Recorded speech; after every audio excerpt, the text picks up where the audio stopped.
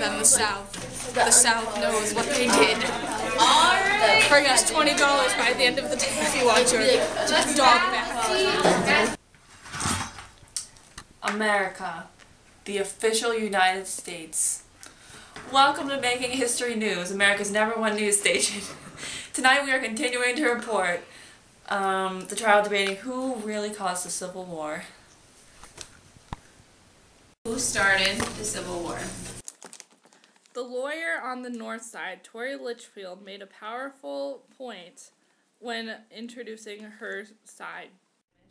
Damage that we never be able to recover from. But now that it is over, and before we can move on, we need to clear everything up by putting blame on the people responsible for starting this war in the first place. Before we proceed in this courtroom, I need to ask you all one simple question. How could we, the Northerners, also known as the ones fighting for unity and the preservation of our country, be the ones who started this war? How can you say that we are the reason the United States of America, the country that we love and have remained loyal to through everything, has been put in such danger? If it was not for the Confederate States of America's existence, there would have been no Civil War. On the other side, the lawyer of the South was Miranda Land, and she made a powerful argument on why the South should not be blamed for the start of the Civil War and why they had the right to secede. Just had to fight back. We seceded to protect our own personal safety. What's more important, living with people that will attack you at any moment or being safe with your family? That's powerful stuff. Here are some intense moments from the trial. Compromise over something, you don't get anything done. I want to end slavery, so by joining a party or by voting, you're just like, oh, okay, I mean, like, I guess we can do it this way. No, you have to get it done. So political parties are all about compromise. You don't get anything done with compromise. So no, I didn't want people to vote. So, in theory, you're saying that you go against the American government? Well, not all of it, because, I mean, there are some times when, like, everyone gets a little iffy about the government. So in your opening speech, I know that you remember the Potawatomi Massacre? Oh, of course. And how you hacked the 5 people to death, right? Well, some say it's hacking. Would any born individual willingly submit themselves to a life of endless work with no pay other than the occasional beating by an owner?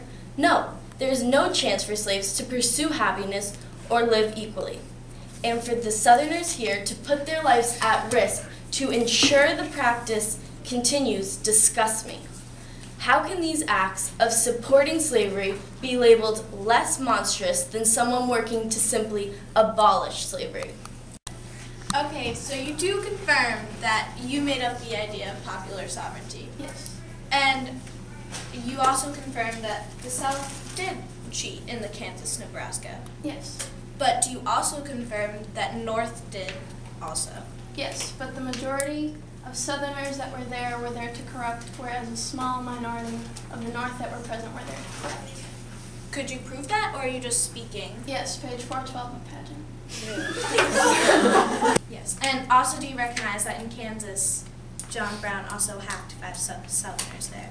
Yes, in reaction to the beating of Sumner, which was made by the South, being the first act of violence. Well, that is debatable, but we won't get into that right now. Not debatable, it's What page is that on? I didn't ask a question, so that wasn't an answer that I needed. Okay. But nothing further. But would you call it a weapon, seeing as though you used it to attack another person? No, I used it to show him my feelings. He was stating his opinion, correct? Yes. So doesn't that give him a reason to say it, correct? Yes. And I stated my opinion back to him. So you think it's okay for every Southern family when On what? is it true that so you think every Southern family, nothing further. And Fort Sumner was the first battle of the Civil War, is that true? Yes. And as President of the Confederacy, you were the one who gave the Army the order to attack Fort Sumner, yes or no? Well, I appointed General Lee, who then said the order, but yes, correct. Other questions? When did the war start? 1861. And when did you shoot Lincoln? 1865. No further questions. Other witnesses were Harriet Beecher Stowe, Charles Sumner, Abe Lincoln, Roger Taney, John Wilkes Booth, Jefferson Davis, and Robert E. Lee. Recalls were short and sweet. North and South both tried to further prove themselves by bringing witnesses to the stand. And finally, the time comes for final speeches. Shannon, the lawyer representing the South, said that Abraham Lincoln violated the Declaration of Independence by invading the South because they just tried to secede Finished the trial between the North and the South over the start of the Civil War. We were unjustly accused of starting this war. Never ever did we think that a war would break out when we tried to peacefully secede from the Union. What we wanted to do was fight. Kate argued for the North in her closing statement by citing instances when the South was at fault for starting the war. On the current matter of slavery. All of these pre-war acts of violence by the South led the country into a ghastly war. We, the North, can in no way be blamed for this grim war because we did not attack the South first. They attacked us.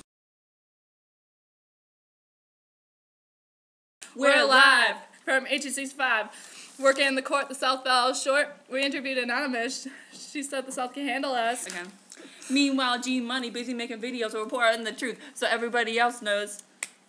The people know what? The South got cut. Daisy, Tori, and Kate were not a tirade. Miranda, Shannon, and Emma had a dilemma. Brooks beat Sumner with a cane. Sumner wore a helmet to protect his brain. Abolitionists got heated and the South got defeated. And even though we didn't get the verdict on tape, we have no excuse. No excuse, I'm sorry. The court concluded that the South was the cause of the Civil War. Sorry, the only footage we got of the verdict was the picture of the ceiling. Thank you for tuning in to Making History News. This is Gabrielle Blacker and Molly Bogish signing off.